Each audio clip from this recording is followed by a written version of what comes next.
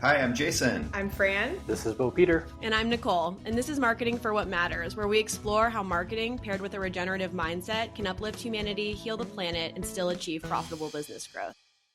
All right, Jason Miller here, and welcome to episode number 12 of the Marketing for What Matters podcast, featuring my special guest, the former Chief Sustainability Officer at Nike, Noel Kinder.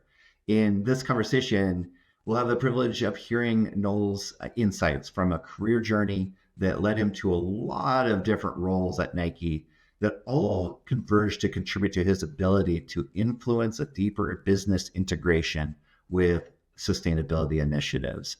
We talk about the measures Nike took to rebuild the trust and increase transparency after the Sweatshop controversy in the 1990s.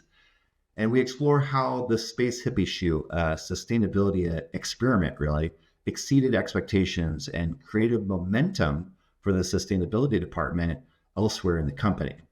And Noel emphasizes the importance of aligning incentives and mitigating risk with pre-competitive collaborations with other companies. You talked about being smart with your ESG commitments and how you communicate those, and really designing sustainability into the very fabric of the business rather than trying to just bolt it on. And I've seen Noel speak several times here in Oregon. He's a delight. He's full of wisdom. He's full of experience, and he's got a great story to share with you. So without further ado, let's dive into this conversation with Noel Kinder. All right, welcome to this episode of Marketing for What Matters. I'm Jam at Peaceful Media, and I am so excited here to have a chat with Noel Kinder. Noel, it's not every day that I get a chance to talk with, just have a conversation about sustainability with a former or retired, former or current C-suite executive Fortune 100 company. So I truly feel blessed that you are spending some time with us today to share your journey and inspire others who are going to be following in your trail. And so first, just thanks for joining the Marketing for What Matters podcast. Yeah, thanks for having me. Yeah. We're going to dive a lot deeper into your journey at Nike as we get going here. But before we go there, and for everybody's sake, Noel just did retire earlier this year. And so this is all kind of a historical storytelling. But first, I would love to just help the audience get to know you a little bit better and understand what makes you tick beyond, the executive side of you, the professional side of you. And that question is, what lights you up when you wake up in the morning? That's a great question. One of the things that's been really interesting about being retired or taking a break or however you want to characterize it is that, I spent 25 years in the same corporate ecosystem, and I was fortunate to have a whole bunch of different jobs in lots of different areas of the company. But having this break has kind of given me the opportunity to do really whatever the hell I want. So I've had the chance to do some advisory work for some nonprofits, for some venture firms, get to talk to founders who are in the climate space. And honestly, I'm just really enjoying learning what's out there. Everything from technology that scrubs the smokestack of long-haul shipping vessels to new ways to manufacture carbon fiber plates. And it's just been really, really fun to, share whatever experience is relevant with the people that run those companies and hopefully help them on their journey. And my satisfaction is just getting to learn from them at the same time. Yeah. And I've had the pleasure of hearing you speak at a couple different venues, including the University of Oregon Summit for Sustainable Organizations, as well as the Wings Conference here in Portland. And you are a great storyteller. And so I feel like it would be interesting to dive in a little bit to your earlier experiences and what inspired this road that you've gone on in the sustainability space. And I know you've shared a couple stories about your father's influence, but I'd love to just ask you broadly, what early influences did you have in your life that sent you down this track? Yeah, I think I shared in that speech that you saw that my parents were hippies, and they were unabashedly out there in terms of their hippie roots. And I would hear stories about that all the time as I was a kid, and obviously as I got older. And it's easy to stereotype that, but I think what I really learned from that was that part of your role in this world is to make it a better place. And so my dad did that through healthcare. He was a critical care nurse, an ICU nurse for a really long time. And I saw kind of firsthand his attempt to ease people's suffering in a lot of ways. There was no chance that I was going to follow in his footsteps. I knew from an early age that wasn't going to happen. My mom was an entrepreneur. But always kind of with the sense that she wanted to help people, help small businesses, those kinds of things. She was a bit of a marketing whiz. And so she applied that skill set to kind of helping people succeed in their own right. And in a somewhat ironic twist, I married a serial entrepreneur who is very much about, the power of small business. So I think growing up in that household really, really left its mark on me in a really good way. My dad was also the son of a career expat. So he lived all over the planet. He lived in Pakistan, he lived in Hong Kong, he lived in Australia. And so I kind of grew up with this notion that I wanted to see the world in a number of different ways. And so ultimately for me, that manifested itself in a stint in the Peace Corps in Honduras in the mid 90s, which was very much with the goal of making the world a better place. I mean, I think in some ways I probably benefited more from that experience than the people I was trying to help. But those two things in particular really, really had a dramatic effect on me. And I think to this day guide who I am as a person and what I attempt to do with my career and my life. Yeah. Yeah. It's felt, just in the 2 times I've heard you speak, there's a genuine, you're rooted in substance to pull a Dan Lanning phrase. For all you football fans out there in the marketing for what matters world.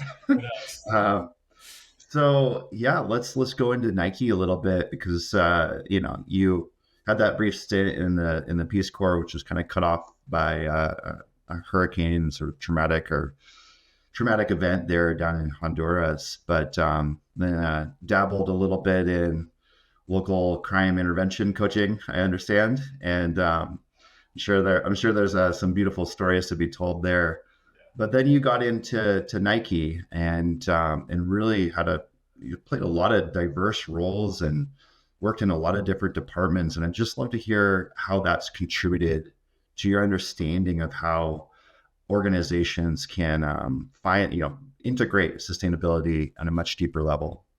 Yeah, it was a really long journey. I mean, to be totally frank, when I got to Nike in the late 90s in 1999, it was the height of the Sweatshop controversy. And I had just come back from Honduras, which was frankly kind of the birthplace of the Sweatshop controversy, not just for Nike, but for lots of other companies as well. And I really wanted to contribute. And it was made very apparent to me through a number of conversations that I wasn't viewed as qualified to participate in that space. And so I was a little dejected. And of course, I took I took objection to that assessment, but I was happy where I was. I was getting ready to start a family. My wife and I had just gotten married. And so I thought, no, Nike's a great company. I grew up in Portland. It was always in my backyard. So I was going to stick around and learn what I could.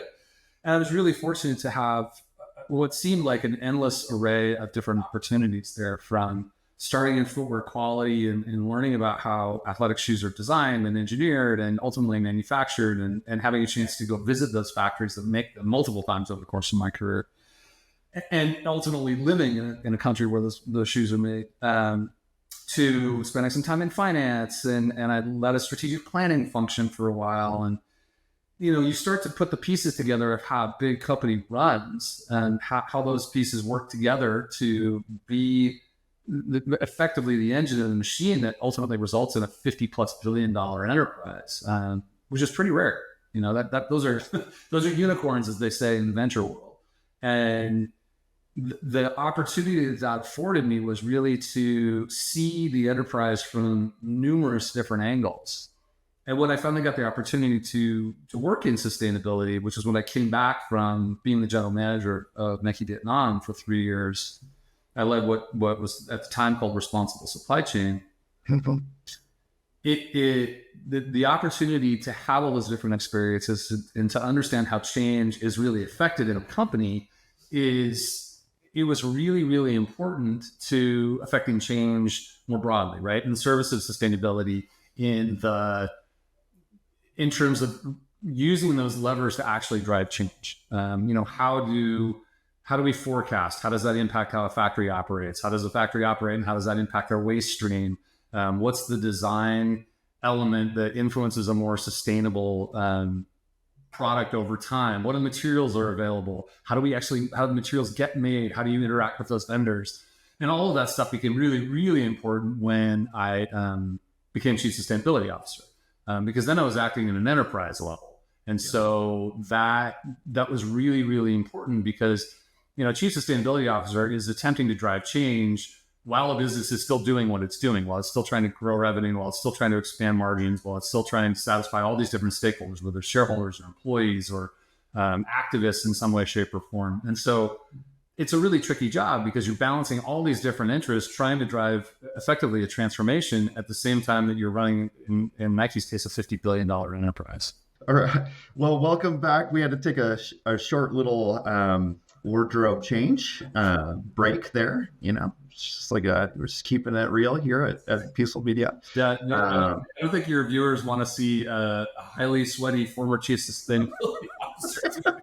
What happens to be happening? Nike makes them dry fit. Well, unfortunately, the HVAC failure in the room that I'm in doesn't keeping that. Yeah.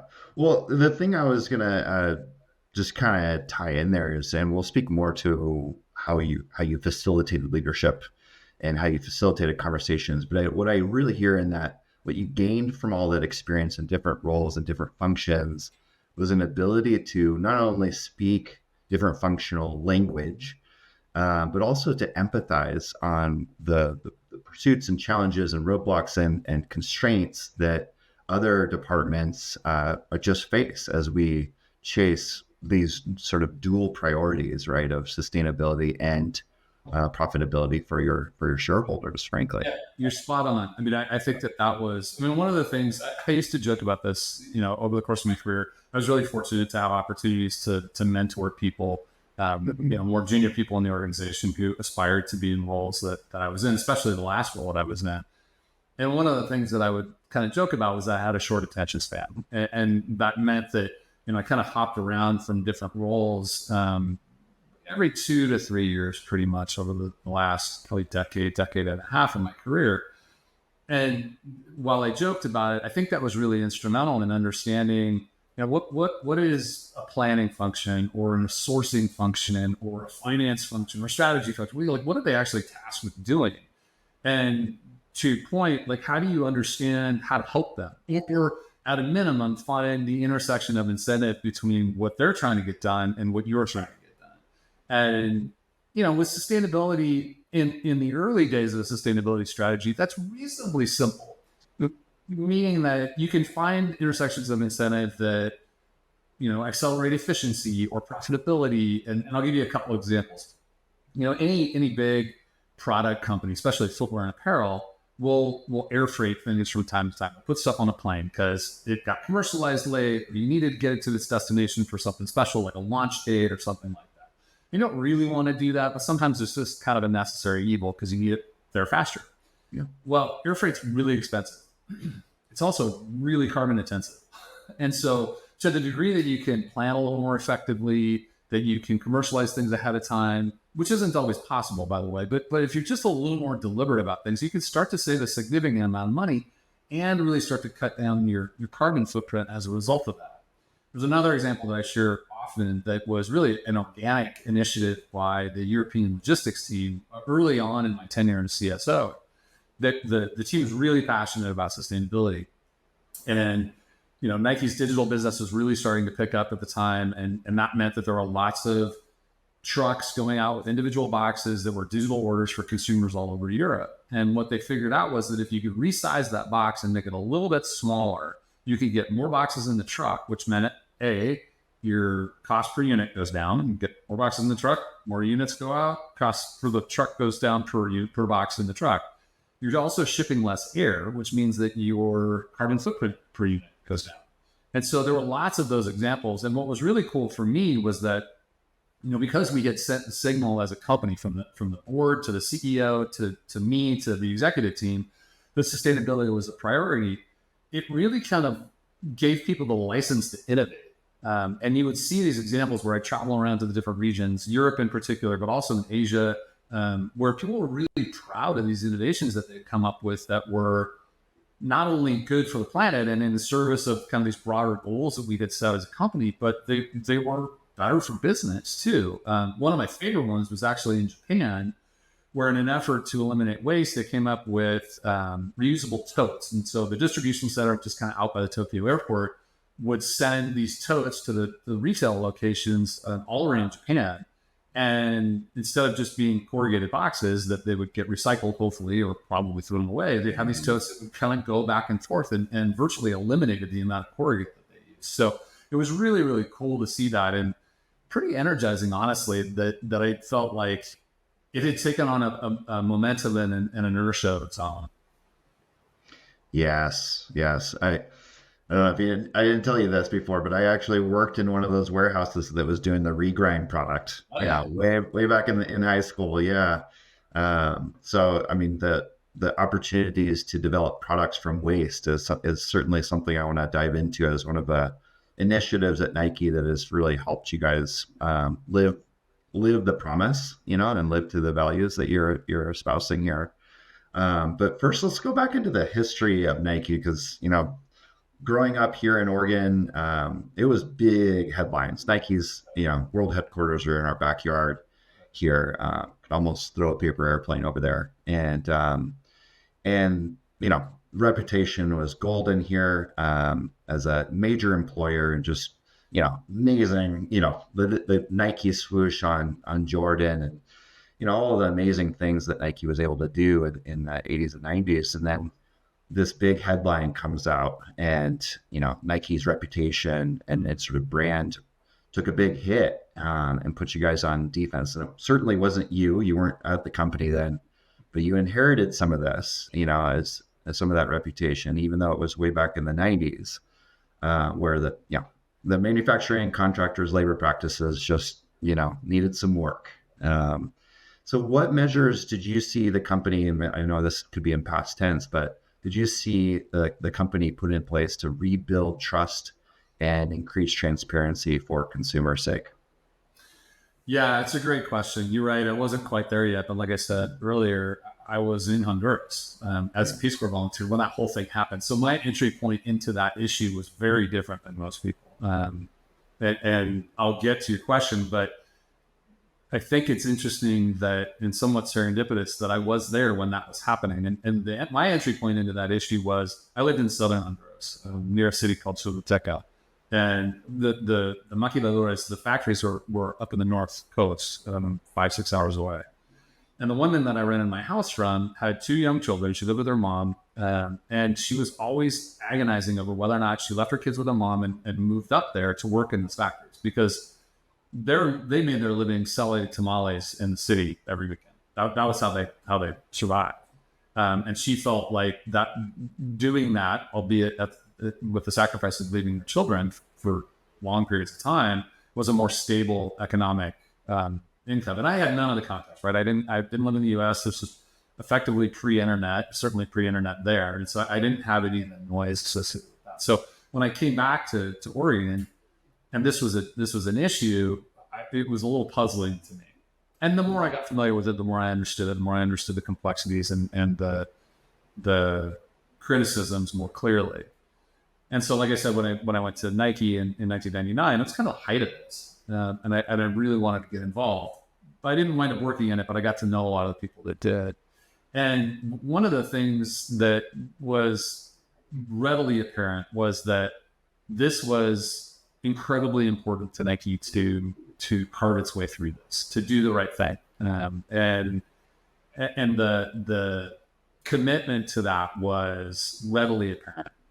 And while I didn't work directly in that space for almost 15 years after that issue, it was all around.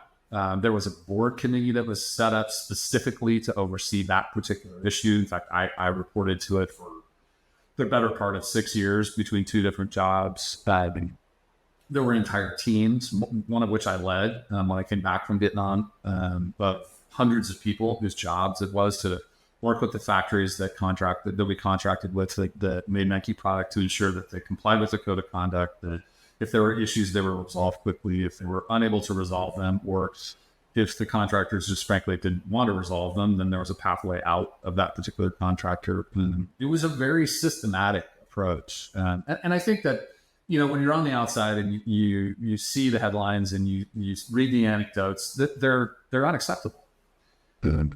What I learned being very much in the inside of it, and not only leading that function, but prior to that, leading a country where was Nike's biggest source country, was that in order for that regimen to be effective, it has to be integrated into the fabric of the way the business operates. And so what I think, to answer your question directly, that was the most effective thing to me, was having a sustainability team, and I mean sustainability in the broadest possible context. So both labor practices and supply chain, environmental practices, et cetera, at the table when you're running the business. And so when I was the GM of Vietnam, I had a senior leader that was part of the leadership team that sat next to the leader for planning, the leader for finance, the leader for product development. And they were part of this discussion. And as the general manager, I'd say probably 30 to 40% of the topics that I interacted with the contract factories with were on this topic. And it wasn't necessarily fixing bad things. It was often more proactive. So if you'd sit down with a contract partner once a quarter and go through the status of the business, and they talk about their delivery, they talk about their product mix, or what the kind of the normal things, a standard topic was always sustainability. How are we doing on waste management? Is there anything you need help on? Have you had any issues with the code of conduct? They were independently audited, so we talk about those results where they had issues. And I think the thing, in addition to making it kind of part and parcel of the everyday conversation, is that it was viewed as something really important as a performance indicator. It was not just kind of the side thing that you talked about, because we have to, right? Right. And I got to know it really as an indicator for future growth for a manufacturing partner. So even in the role prior to that, when I used to run the sourcing and supply planning function for apparel, we put together a balanced scorecard for our suppliers: price, quality, delivery, and sustainability. And sustainability in that context was were they complying with the code of conduct? And the ones that really leaned into that really understood it, that were innovative in that approach, were the ones that were likely going to be longer term, more innovative partners in every aspect. It was a leading indicator for whether or not they'd be successful over the long term. Could they actually grow with the company? And in hindsight, I think that that's true whether you're talking about an IT vendor, a manufacturing vendor, a materials vendor. I think the way people treat their people, the way companies treat their people, the way that they think about kind of the more progressive aspects of running a business are an indication as to how well they're going to grow over the long term. And in the case of a big company like Nike or one of its competitors, those are the kinds of partners you want to work with over the long term. Yes. So aligning incentives with everyone that touches the Nike brand. I imagine that there were slogans like "Just do the right thing" that would circulate within the internal communication threads there at Nike. Was there like some sort of like, hey, the headline or the slogan for what you guys were doing in that department, that you guys would kind of return to and make sure that you were continually aligned to that? It wasn't even so much a slogan. It was just part of the way we ran things. When I led the responsible supply chain team, I sat at the leadership table of the global sourcing manufacturing VP, and I reported to the CSO at the time. And so, it ultimately was the leader of manufacturing's responsibility to make sure that the factories operated the way that we wanted them to in every aspect. Like I said, cost, quality, delivery, sustainability. And when I would go to give my report to the board of directors, that my boss came with me. That was a conversation we had together. And so asking the manufacturing leader to be accountable for that alongside, at that time, the VP of responsible supply chain, was a pretty powerful signal that it wasn't something that happened off to the side. It was just part of the way that you manage these relationships. And I will tell you that the longevity of those relationships, the approach that we took that was really rooted in partnership was really important to that. Because, one of the things that we talked about a lot when I was there was that 85% of the product that those factories made were made by partners that Nike had relationships with for 15 years or more. Right. And so these are long-term relationships. These are not transactional. Of course, there are transactional relationships in any supply chain, but the overwhelming majority of the companies that made products for Nike, and I think this is still the case, are long-term partnerships. Some of which last decades, well beyond 15 years. Some of them 40 years. And so to have that kind of relationships allows you to innovate, to course correct when something's wrong. And you don't have relationships that span that number of decades without it being rooted in shared values, as you said. Yeah. And that's why it must have felt so exhilarating to be able to have this level of impact where downstream, companies are aligning with these new incentives that are being communicated and consistently adhered to. And I'll save the sort of how you communicated this and sort of the consumer side of the communication for a later section of this podcast. But I feel like right now is a good opportunity to bring up how you were introduced to this role and the CSO role, and how you tried to create a sort of cohesive march toward the sustainability goals, and got confronted right away with this, balancing of priorities, which is kind of the big theme of this podcast, right? Is how do you balance this sustainability and the things that are good for the planet and the people that live on here and all living things, honestly, while also being really profit driven and almost capitalist and aggressively growing for everybody. So I thought the story you shared at the summit is a beautiful encapsulation of this. And I didn't want to name any names or anything, but just as you're kind of going around, I'll kind of paint the story. You're going around, you're new to the role, you're in that first month, and you're going around and meeting other C-suite officers and high-level executives, introducing yourself, kind of sharing the agenda that you have as the new CSO. And you walk into one office, I think you called it a Bostonian accent, met you and said, "You look, buddy, like, that's great. I'm really happy for your sustainability agenda. That is priority 1001. Just get in line." And I'm really curious, getting down into the trenches of these conversations and how you met that with that sort of a corporate or personal roadblock, and learn to adapt and overcome that, and so that you're all moving towards the shared vision of a sustainable or more sustainably aligned corporation. Yeah, the irony of that conversation was that individual wound up being a huge supporter of the agenda.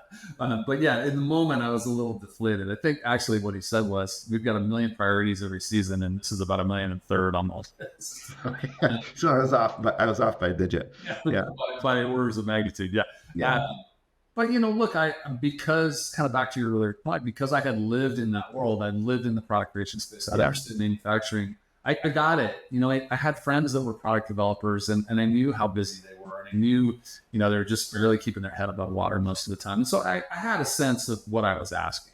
And so it didn't completely surprise me that he would say that. But, over the course of the conversation, we identified kind of back to that catchphrase of an intersection and said, like, okay, well, what can we find that doesn't feel like extra work for the teams? And we settled on waste. Because anytime you make stuff, anything you leave on the cutting room floor, particularly in footwear and apparel, is materials you've paid for but you haven't used, so you're not getting any value out of it. It's lost margin in effect, and that resonated. We said, okay, we're gonna settle on that right now, and that agenda grew over time. We started to collectively see the impact of keeping it simple, keeping it focused.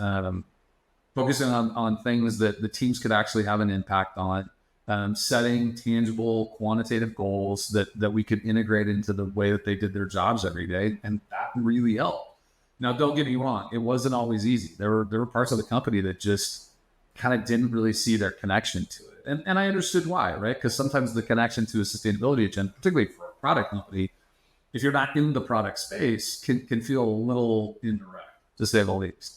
And so sometimes you sprinkle the strategic seeds throughout the company, and some grow faster than others over time. But it really helps to have an executive team who really articulated this as a priority, to have a board committee that had been in place for 20 years at that point, whose job it was, at least in part, was to oversee the strategy and results associated with the ambition that we had put out there. And so having kind of those structural things in place kind of continued the momentum. And so, yeah, you just kind of have to know that not everybody's just going to jump on board immediately, and that's okay. And more than anything, understand that you're doing this while you're trying to grow a business. And so there will always be roadblocks. There will always be individuals who don't feel like it's their priority. There will be people who just don't frankly care.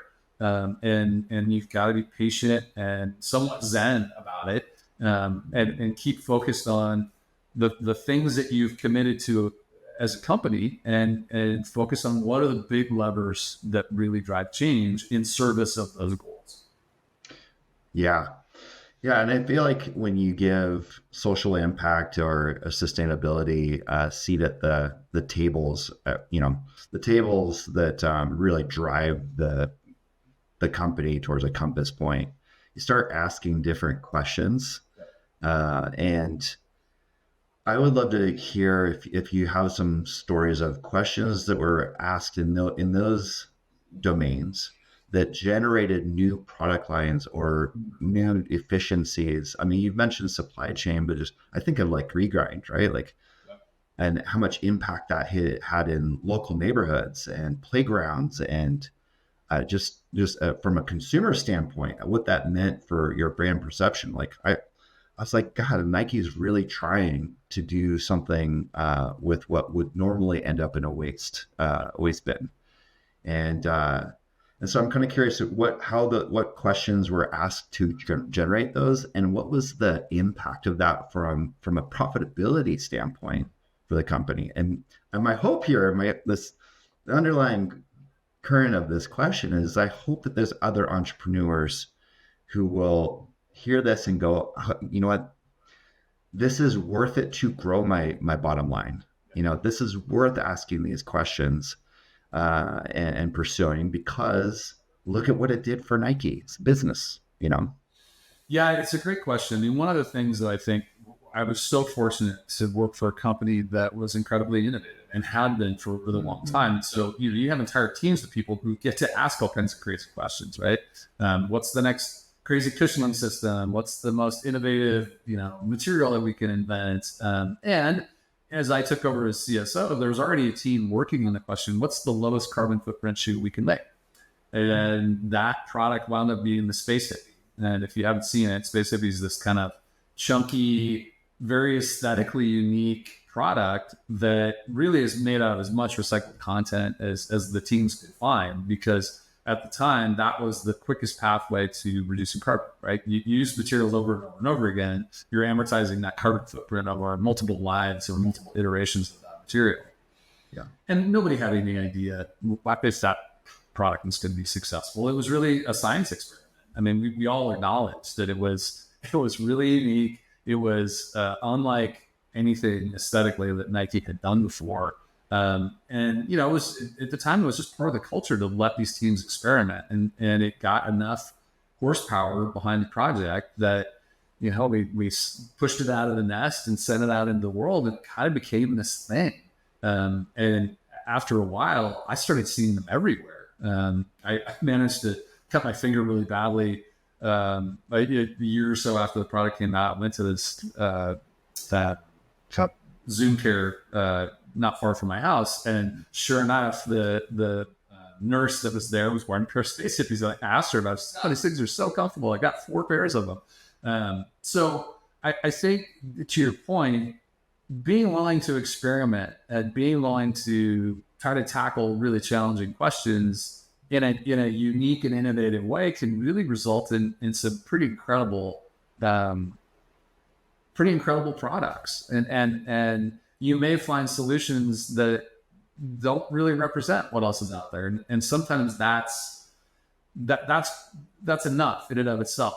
What was interesting about that project was that it really represented what was possible. So it was never really intended to be, tens of millions of pairs of shoes, right? It was, we didn't really know how big it was going to be. It's certainly bigger than we expected, but it was a demonstration of what was possible.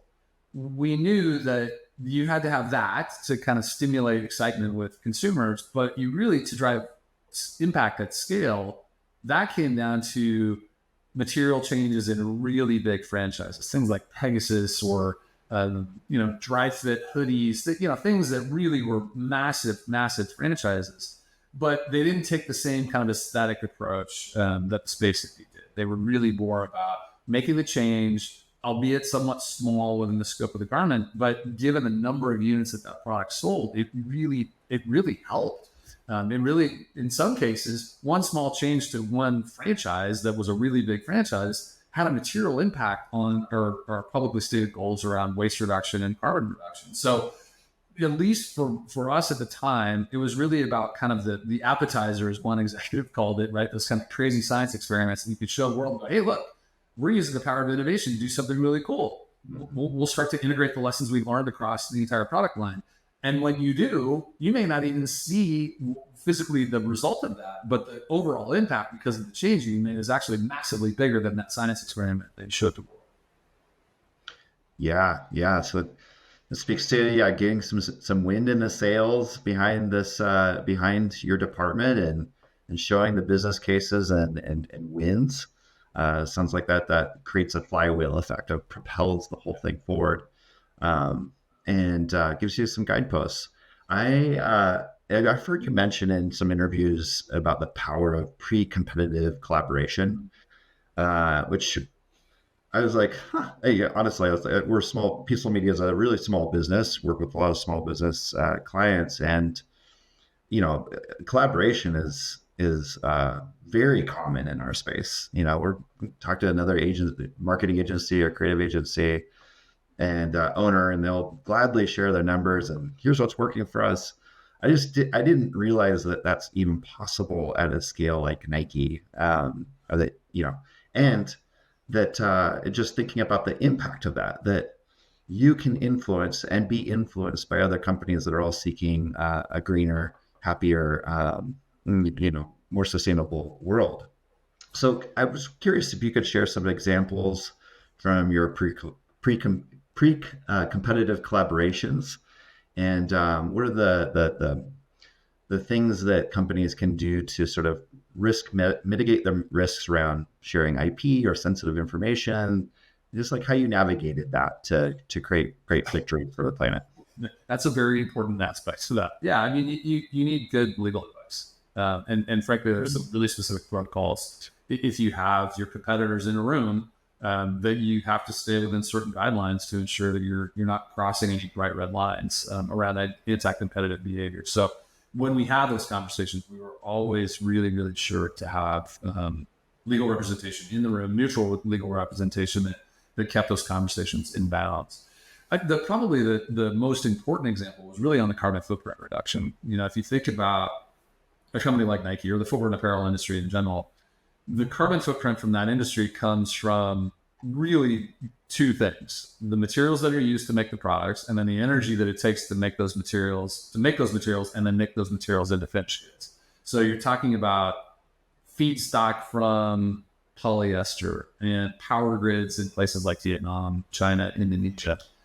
And the materials piece, you have some domain over, right? What you choose to buy, what you choose to brief into product, there's some, obviously some influence over that. Although to really go where we need to go as an industry, you're going to have to innovate in that space too. Where it becomes really tricky is the composition of power grids in places like Vietnam, right? That the single brand doesn't have any influence over that, right? You think about Vietnam, it's a very dated power infrastructure. They're still using coal-fired power plants. They're buying that coal from China. There's all kinds of geopolitical implications in that.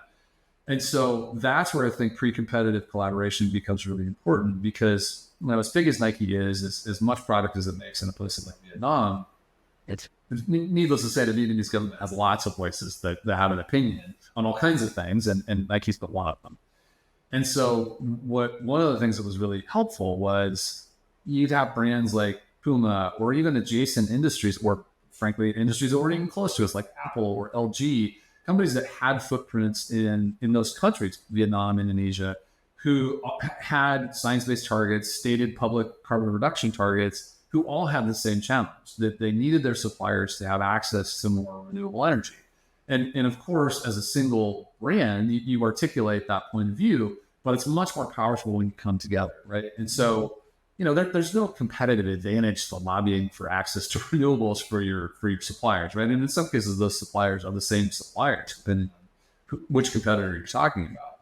And so, orchestrating a kind of a unified voice around increased demand for access to renewables, that was a really important aspect of that. And I'm certain that Nike and my successor are still doing that, because it's one of the few ways you're actually going to drive change.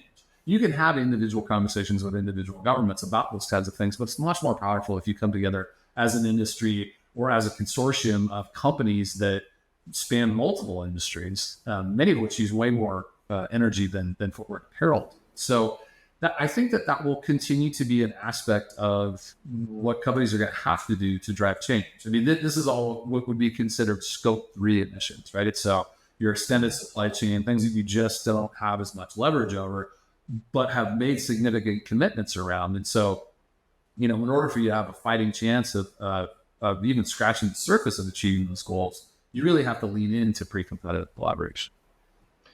Yeah, and that's a beautiful demonstration of your tenacity towards these goals. And I don't know how much responsibility you hold on that. It's probably a large team and a history of CSOs and future CSOs that are really watching these initiatives. But I think it would be really easy for a company of your size to say, or a company of any size really, to look at an entire country's political regime and initiatives and goals and priorities and go, that's just something we can't affect.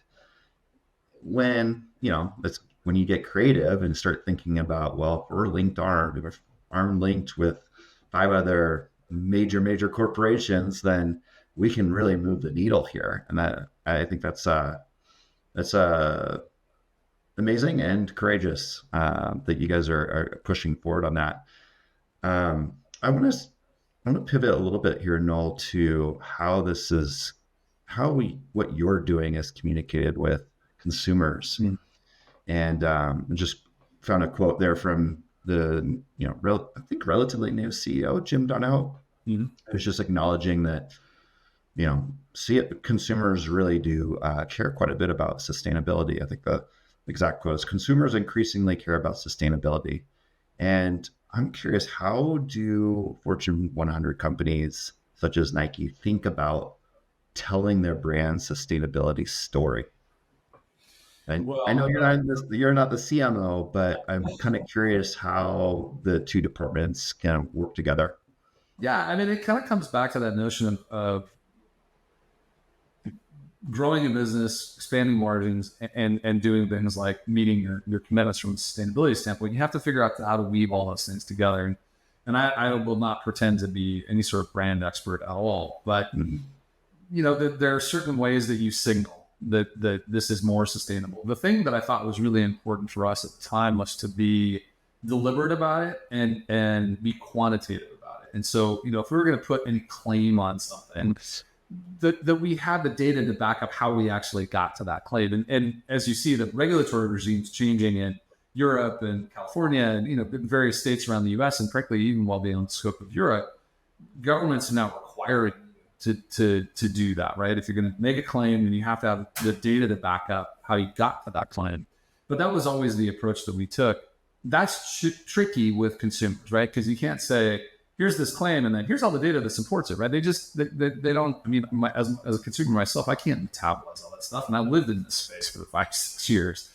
Yeah. So I think you have to do it in a way that signals that it is more sustainable, with enough information to say why, and then provide the backup should somebody really want to dig into that. And so Nike has a whole tier of product called Move to Zero. And Move to Zero is kind of the umbrella brand category for product that has recycled content in And at least that's what it was at the time that I was there, and sure it still is. And that was kind of the simple way that we did that. It had its own mark, it was a little pinwheel of swooshes, which is actually a really old, historic Nike brand mark.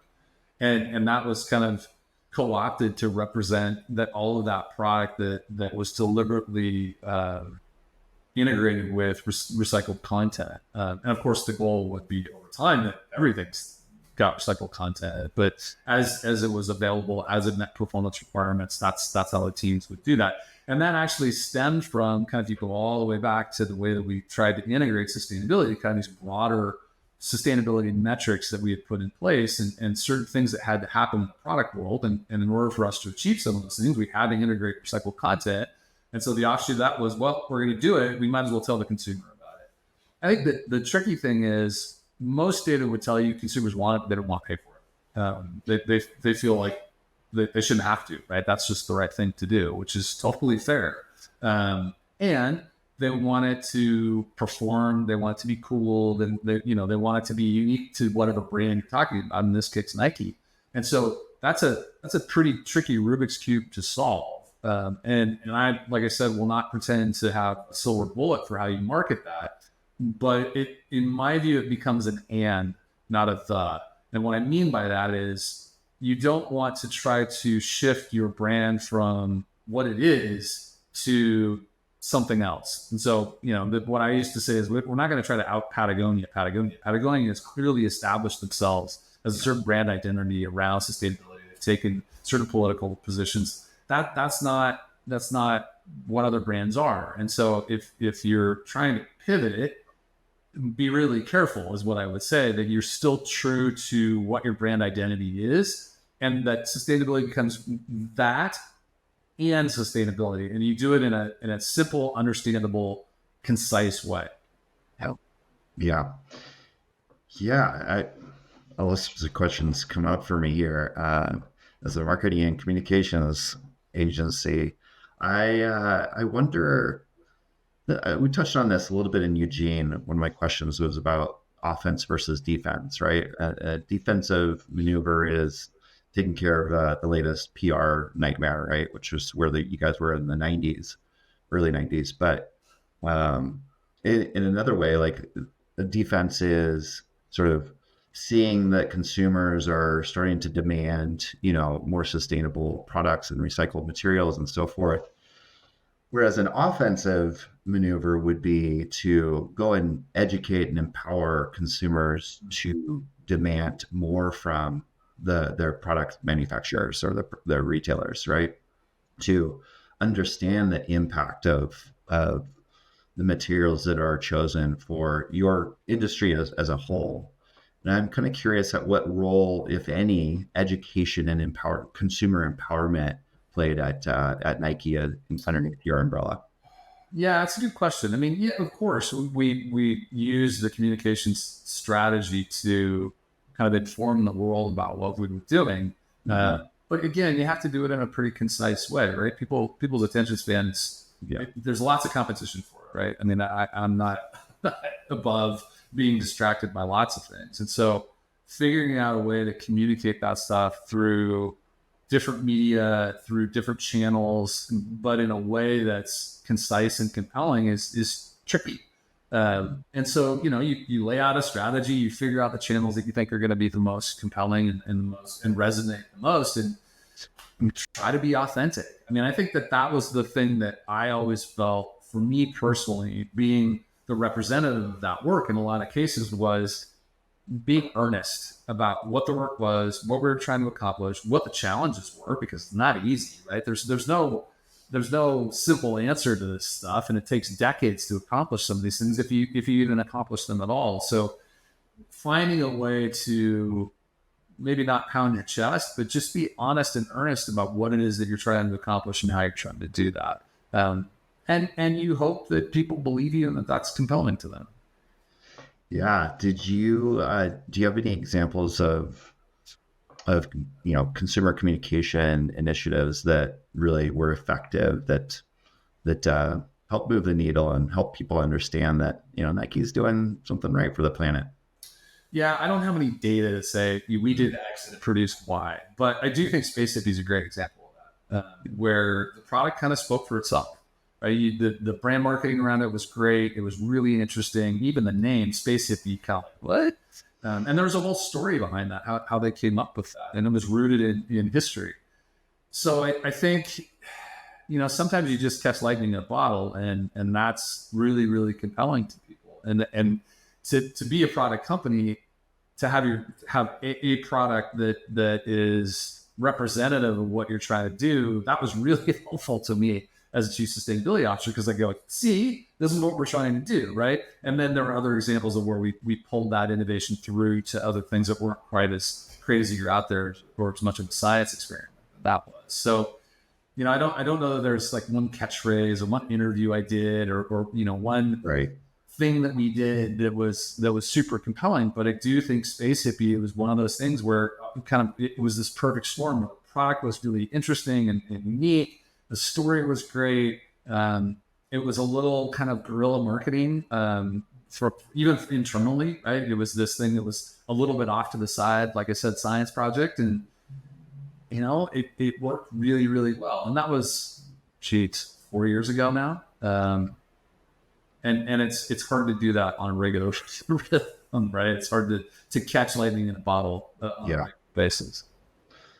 Yeah, I'm happy to just going back to your answer earlier about the earnestness. I'm really happy to hear that's whether you're a small company, small business, or a massive business, that earnestness, authenticity, just being true to your consumers is something that scales, because it's certainly something I think especially with younger audiences that become much more keen, much more they have big bullshit meters, right? Like they can detect someone who's talking BS, and to do enough research and find the material to help expose whether or not the company is actually in integrity.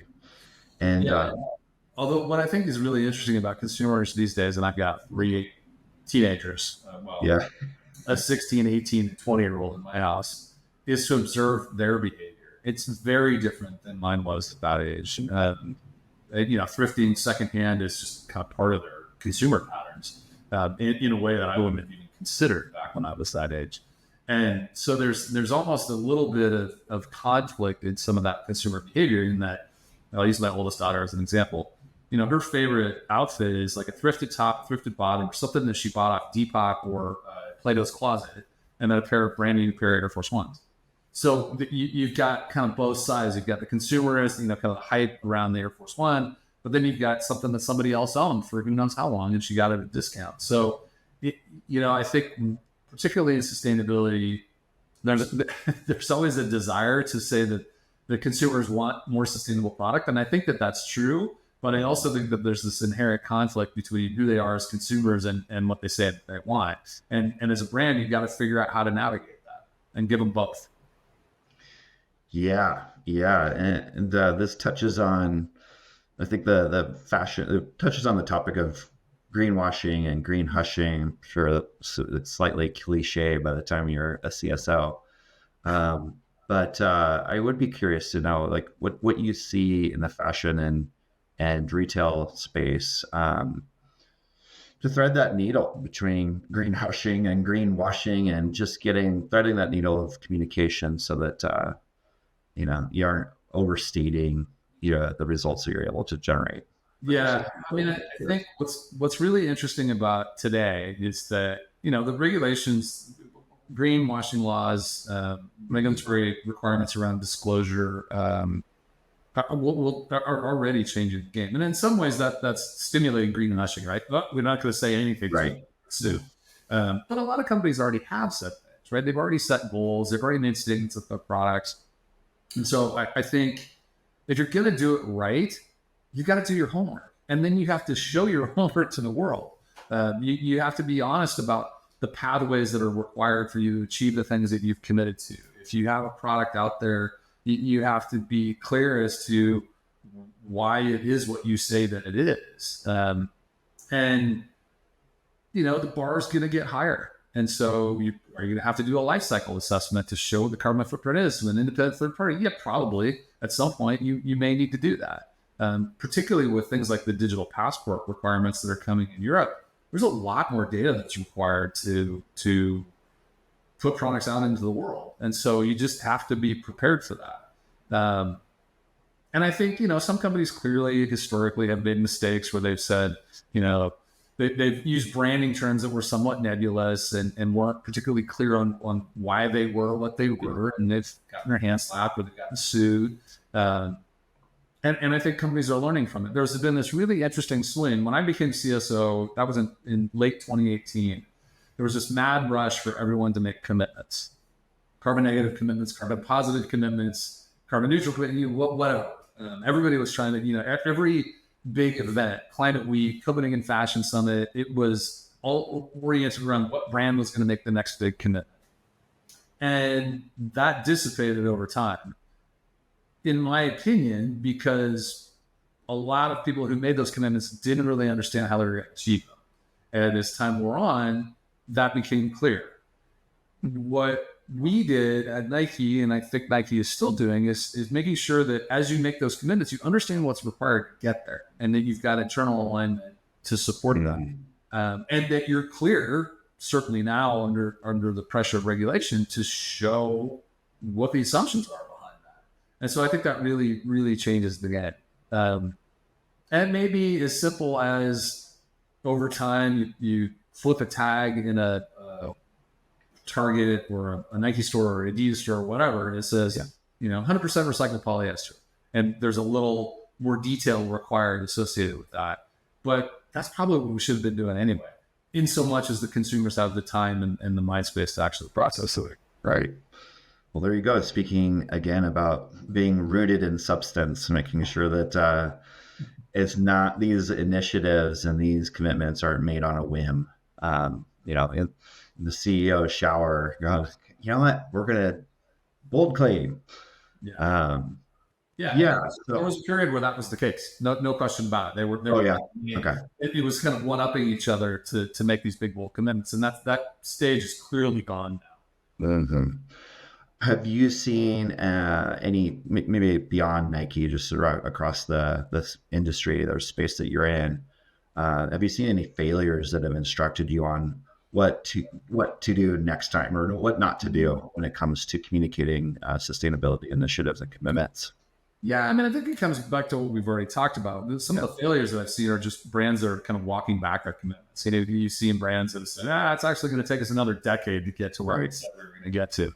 I think just being clear about what it's going to take to achieve those things, like I said, some of the biggest levers required to achieve some of the biggest commitments are outside of your control. That's okay. Just say that.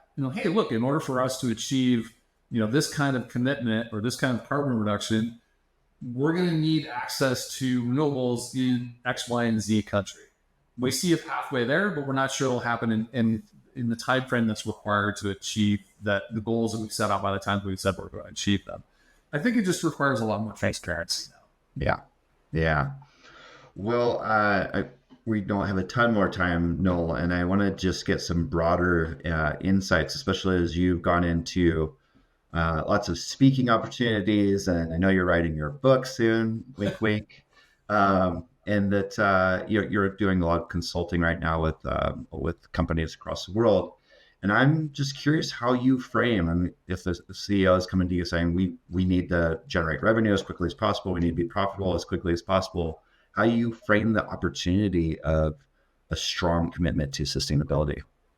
It has to fit in your business model. It has to be integrated in a way that makes sense. And I think the biggest mistake, and as we were just discussing, is to make these broad sweeping statements that you're a company founded on purpose and you're going to, make these massive impacts on society. That's really admirable, but it has to fit within your business model. It has to be part and parcel of the way that you run things, and it can't be at odds with what you're trying to do from a company standpoint. If your goal is to make it innovate on carbon fiber production, which is actually the company that I've spent a little time talking to, is an amazing process. What they're doing that's more sustainable is they cut tons of waste out of that production process. So yes, it's a lower carbon footprint. It uses less energy. They're not producing as much waste. That's meaningful. But then to say, and we're going to be carbon positive by 2050. Okay, everybody's already made that mistake. Let's not go there. But hone in on the benefits that the core business is generating. Oftentimes they're just going to be because you've come up with a product that's better and more efficient. And that's okay. Right. Well said. Do you feel like sustainability leadership is a competitive advantage? And why or why not? Yeah, that's a great question. I think it's a requirement in certain parts of the world, particularly in Europe.